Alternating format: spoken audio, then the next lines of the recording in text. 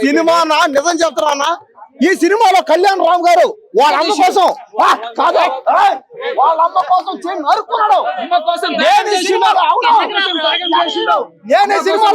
మా అమ్మ కోసం ఇప్పుడే చెప్తున్నాను, నేను పేక నరుక్కుంటా.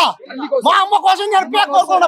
భయ్యా ఈ సినిమాలో పోయా మామూలుగా లేదు భయ్యా, సెంటిమెంట్ ఇది శాంతి.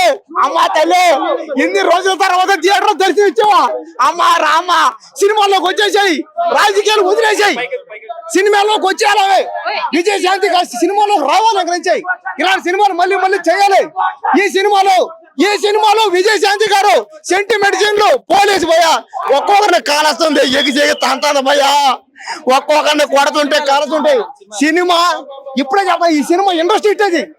ఇలాంటి సినిమా ఇంకోటి రాలేదంటే ఇంకోసారి ఇప్పుడే చెప్తా, ఆడెవడో సినిమా బాగాలేదన్నట, క్లైమాక్స్ ఒకటే బాగుందన్నట. ఎవడైనా సరే సినిమా బాగాలేదంటే మాత్రం ఇక్కడే చెప్తున్నా, ట్యాంక్ బండ్లో ఊరేస్తా చెప్తున్నా. ఎవరైనా బాగాలేదంటే దయచేసి ఈ సినిమా ఒక్కసారి చూడండి అన్న. చూశారంటే మీరు మళ్ళీ కర్తవ్యం సినిమా తర్వాత ఆయన మళ్ళీ పోలీస్ క్యారెక్టర్ చేసింది.